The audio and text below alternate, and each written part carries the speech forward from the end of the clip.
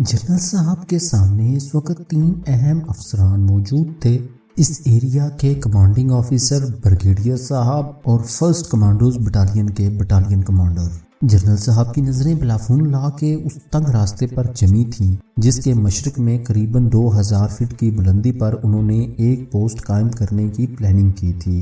2 دن تک مسلسل غور و خوض کرنے اور مصروف جہاد افسران سے مشاورت کے بعد جنرل صاحب اس نتیجے پر پہنچے تھے کہ اگر وہ بلافون لا کے جنوب مشرق میں 2000 فٹ کی بلندی پر چوکی قائم کر لیں تو یہاں سے نہ صرف سیاچن گلیشیئر پر نقل و حرکت کرنے والی بھارتی فوج ان کی نظروں میں آ جائے گی، بلکہ وہ دیکھ بھال کی اس چوکی پر موجود دیدبان کی مدد سے بھارتیوں پر توپ خانے کا کارگر فائر بھی گرا سکتے تھے۔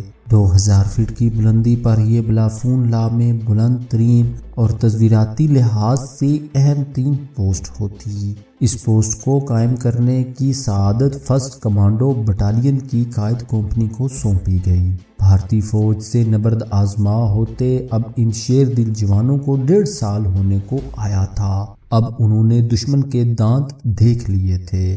دشمن کو بھی اندازہ ہو چلا تھا کہ اس نے کس تاریخی جرم کا ارتکاب کر لیا ہے۔ قائد کمپنی نے شام ڈھلے نعرہ تکبیر کی گونج اور اللہ کے حضور دعاؤں کے ساتھ اپنے سفر کا آغاز کیا۔ موسم کی قہر ناکیوں کو اپنے فولادی سینوں پر جھیلتے، دشمن کے تکبر اور رعونت کو اپنے پاؤں تلے رونتے فرسٹ کمانڈو بٹالین کے یہ جان باز بالآخر بلافون لا کے جنوب مشرقی پہلو پر 20,000 فٹ کی بلندی پر اپنے قدم جمانے میں کامیاب ہو گئے۔ پاکستانی پوسٹ کے بالمقابل بلافون لا کے شمال مشرقی پہلو پر بھارتی فوج کی جو پوسٹ موجود تھی ان کی اونچائی 19,000 فٹ تھی۔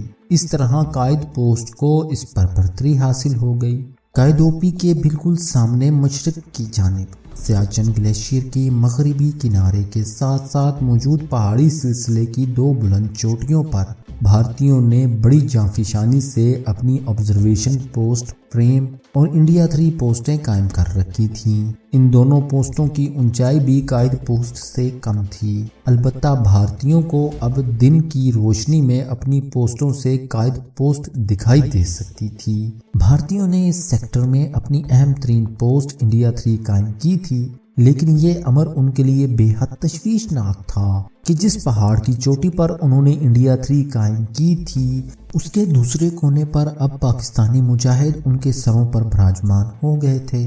البتہ ان کے اور پاکستانی پوسٹ قائد کے درمیان پہاڑ کی نوکدار چٹان کا ایسا خطرناک راستہ تھا جسے عبور کرنا ممکن دکھائی نہیں دیتا تھا۔ وہ آسانی سے قائد تک پہنچ ہی نہیں سکتے تھے کیونکہ یہاں سے قائد پوسٹ تک عمودی چڑھائی نہایت خطرناک اور قریباً ناممکن تھی۔ البتہ ایک ایج انہیں حاصل تھا کہ وہ اپنی پوسٹ انڈیا 3 سے پاکستانی قائد پوسٹ اور قائد او پی کے درمیان ہونے والی نقل و حرکت کا جائزہ لے سکتے تھے۔ اس طرح پاکستانی جوانوں کے لیے دن میں نقل و حرکت ممکن نہیں رہی تھی۔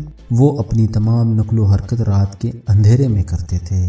پہاڑی چوٹی پر جہاں قائد او پی بنائی گئی تھی وہ جگہ اتنی تنگ اور خطرناک تھی کہ وہاں تک بمشکل ایک ایگلو پہنچ سکا تھا اور 2 مورچے بنائے گئے تھے۔ قائد او پی کی حیثیت دیکھ بھال کرنے والی ایک پوسٹ بھی سی تھی۔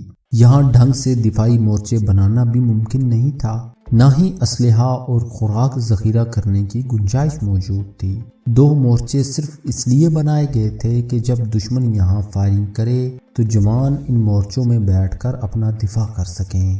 دن کے اوقات میں پاکستانی دیدبان برف کی ان قبروں میں بیٹھ کر اپنے فرائض انجام دیا کرتے تھے۔ پاکستانی فوج نے ہر ممکن کوشش کی تھی کہ دشمن کو ان کی اوپی پوزیشن کا علم نہ ہو سکے، اس لیے پہاڑی چٹان کی اوٹ میں بظاہر دشمنوں کی نظر سے چھپا کر یہاں ایک ایگلو رکھا گیا تھا۔ فرسٹ کمانڈوز بٹالین کے افسران نے انتہائی جنگی مہارت کا ثبوت دیتے ہوئے کسی بھی ہنگامی صورتحال میں او پی پوسٹ تک سامان حرب و ضرب پہنچانے کے لیے اپنی آبزرویشن پوسٹ کے نیچے پہاڑی ڈلوان پر قائد پوسٹ قائم کی تھی۔ اس پوسٹ پر عام حالات میں ایک آفیسر اور 15 جوانوں کو رکھنے کی گنجائش پیدا کی گئی تھی جن کے ساتھ کچھ سامان بھی ذخیرہ رکھا جا سکے۔ خطرناک ڈلوان کے اوپری حصے پر موجود قائد اوپی تک جانے کے لیے قائد پوسٹ تک کوئی رستہ نہیں تھا، صرف رسوں کی مدد سے ہی اوپر نیچے آیا جایا جا سکتا تھا۔ قائد پوسٹ سے اوپی تک ایک وقت میں صرف ایک جوان ہی پہنچ سکتا تھا اور اس عمل میں بھی کئی گھنٹے لگا کرتے تھے۔ بھارتیوں کو اس کمزوری کا علم تھا کہ ان دونوں کے درمیان رابطے کا واحد ذریعہ صرف نائلن کے رسے ہیں۔ قائد اوپی بھارتیوں کے لیے نہ حل ہونے والا مسئلہ بن چکی تھی۔ یہاں سے ان کے گلیشیئر پر موجود بیس کیمپوں پر فائرنگ نے ان کی دن میں نقل و حرکت کو تو ناممکن بنا دیا تھا، رات کو بھی وہ بہت خطرہ مول لینے کے بعد ہی اس علاقے میں نقل و حرکت کرتے تھے۔ بھارتیوں کے ٹرانسپورٹ جہاز اس سے پہلے ان کی پلٹوں کے نزدیک سامان رسد گرایا کرتے تھے، لیکن اب یہاں پر جہازوں کی ٹرانسپورٹ ممکن ہی نہیں رہی تھی، کیونکہ ان کے تمام ڈراپ زون قائد پر موجود اوپی کی عقابی نظروں میں رہتے تھے۔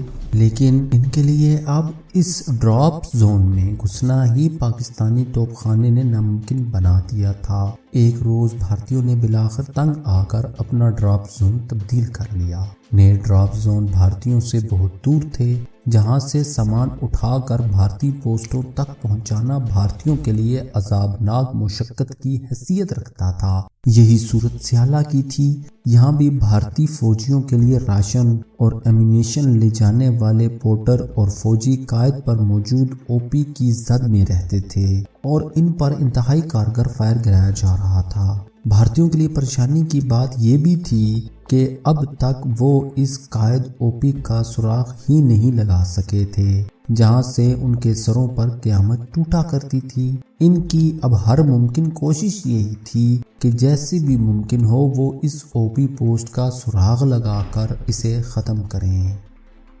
ناظرین، اگر آپ اس طرح کی مزید ویڈیوز دیکھنا چاہتے ہیں تو چینل کو سبسکرائب کریں اور ساتھ میں موجود گھنٹی کے نشان کو دبا دیں تاکہ ہمارے آنے والی ویڈیوز آپ کو بر وقت ملتی رہیں۔ اور اگر آپ یہ سیریز مکمل دیکھنا چاہتے ہیں تو نیچے ڈسکرپشن میں دیے گئے لنک پر کلک کریں۔